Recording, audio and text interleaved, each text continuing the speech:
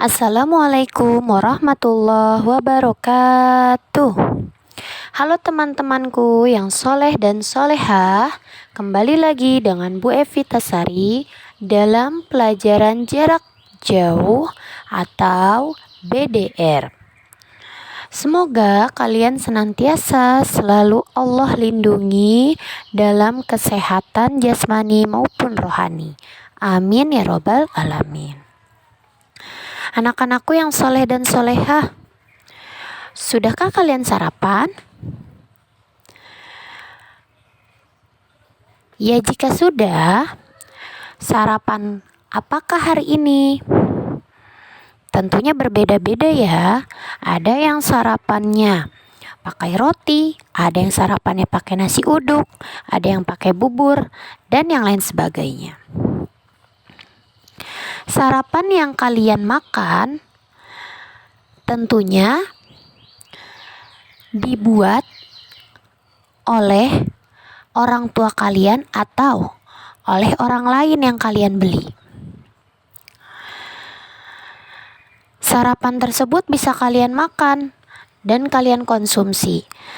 Tentunya kalian saat mengkonsumsi itu pastinya kalian sudah merasakan kenyang setelah selesai makan.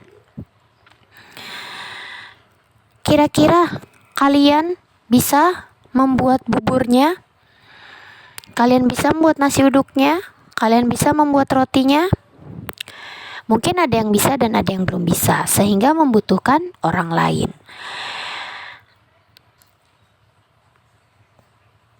Nah, ketika kalian membutuhkan orang lain lah, dinamakan sosial. Jadi, tidak bisa hidup sendiri, yaitu membutuhkan orang lain. Nah, hari ini kita akan mempelajari tugasku dalam kehidupan sosial. Dalam kehidupan bertetangga,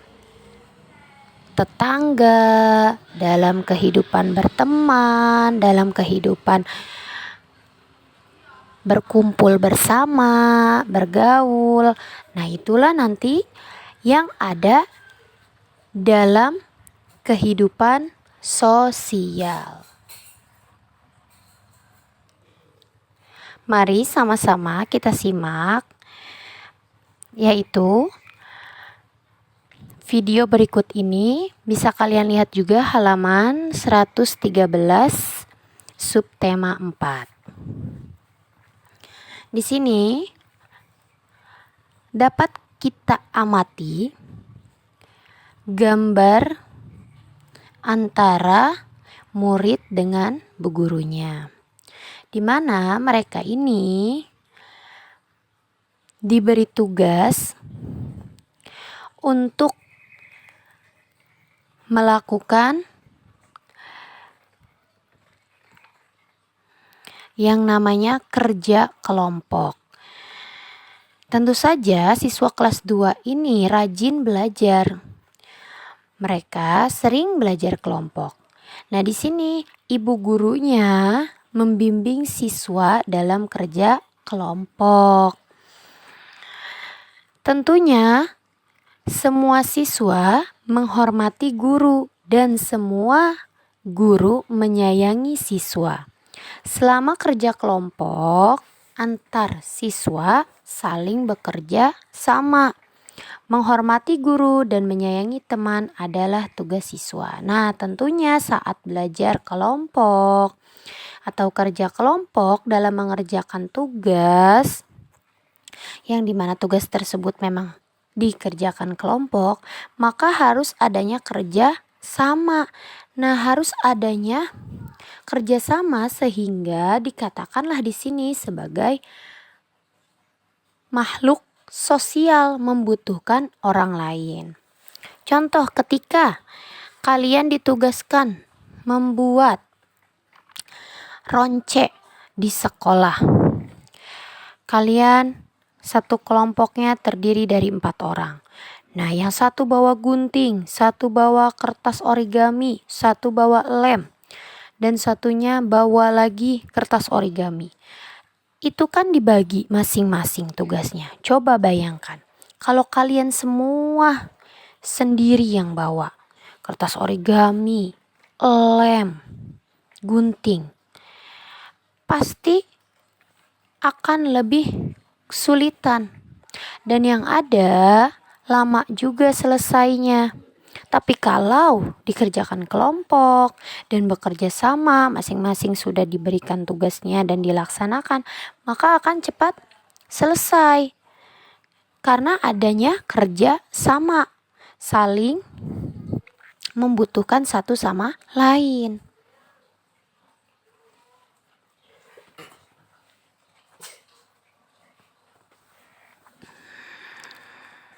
Dan tentu saja dalam belajar satu sama lain saling membutuhkan. Ibu membutuhkan kalian saat ibu sedang mengajar, harus ada siswanya. Dan kalian membutuhkan guru saat kalian ingin mendapatkan ilmu. Jadi satu sama lain harus menghormati guru dan satu sama lain harus menyayangi teman. Itulah tugas kita bersama. Adapun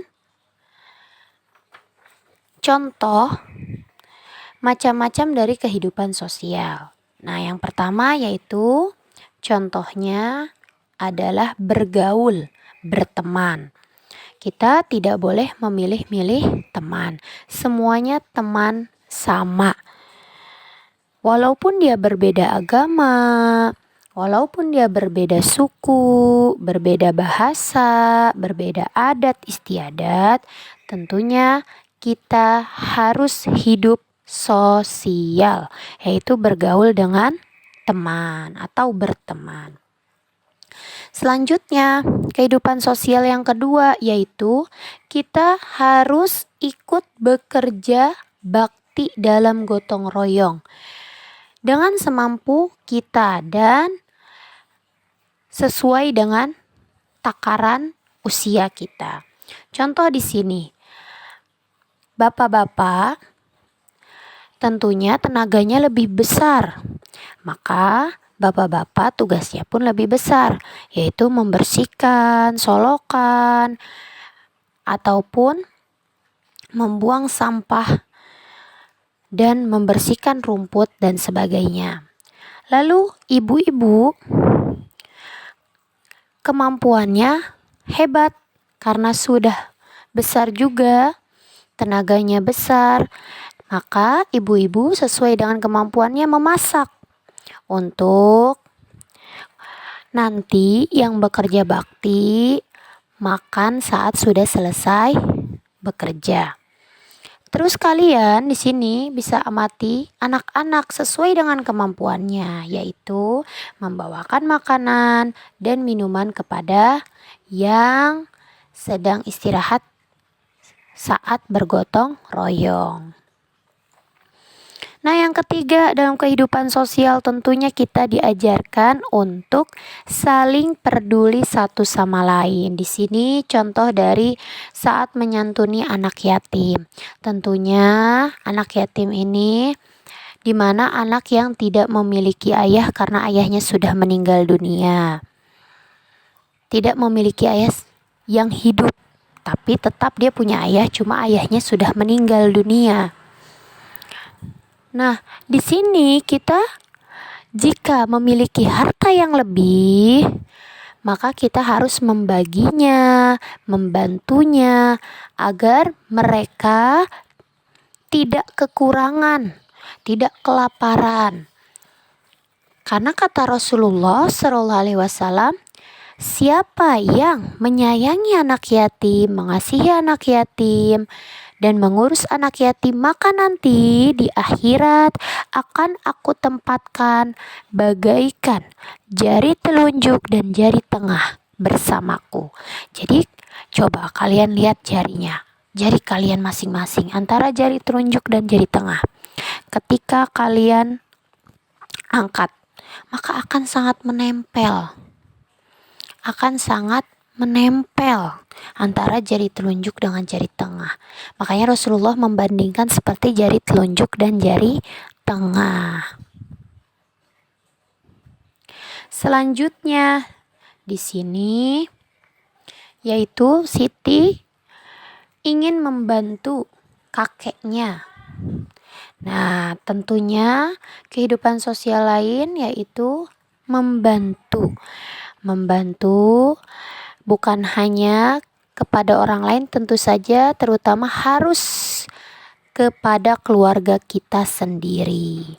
Jadi kalau belum bisa bantu orang lain, bantu yang pertama adalah keluarga kita. Bantu semampu kita dengan cara, misalnya ibu kalian punya adik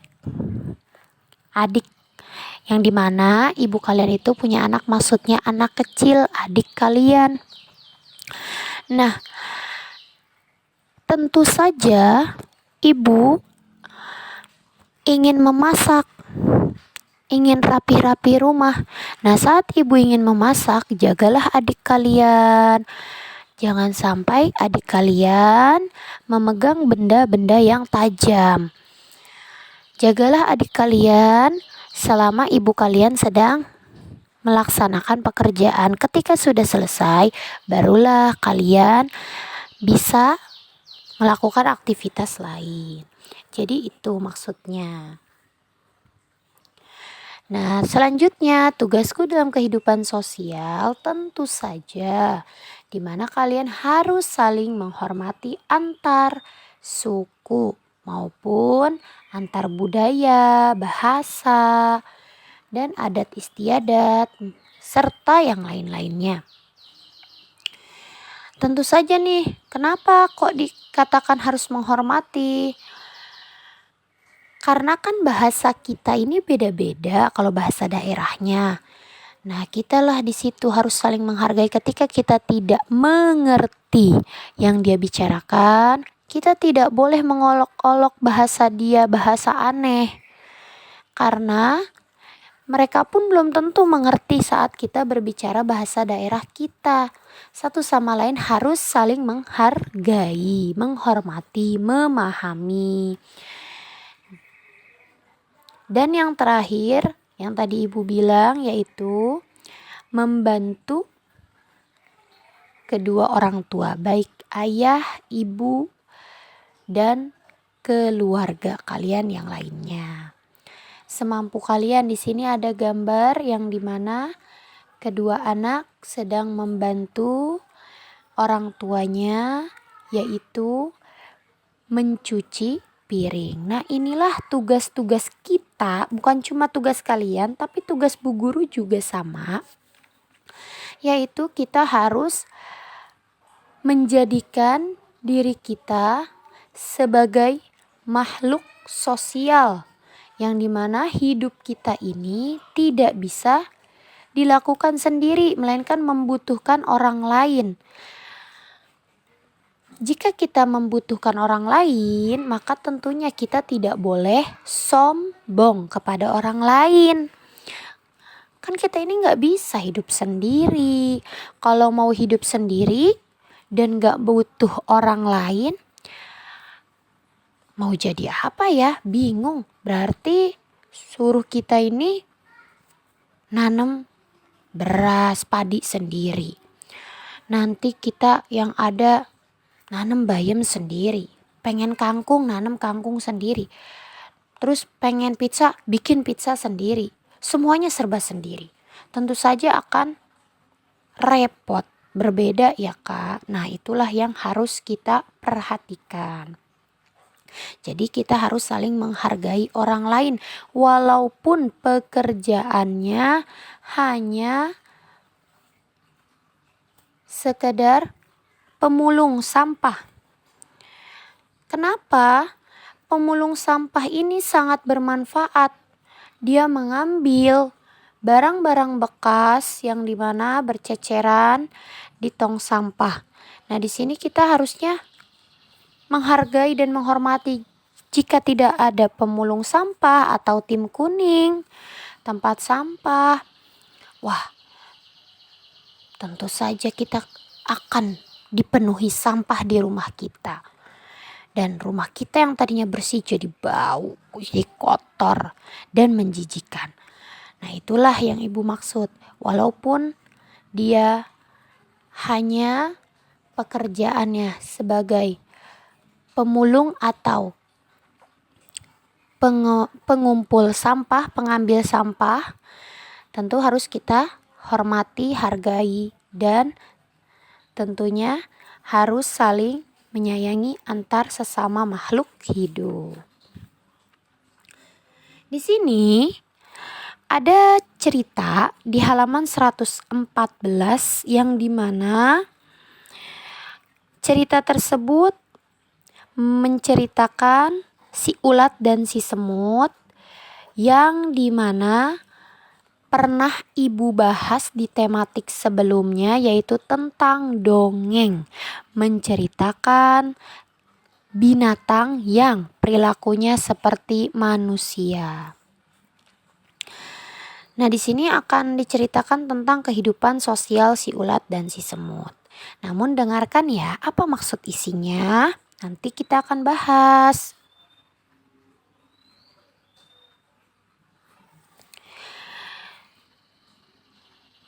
Suatu ketika, si ulat menemukan buah apel manis di ranting pohon yang tidak begitu tinggi.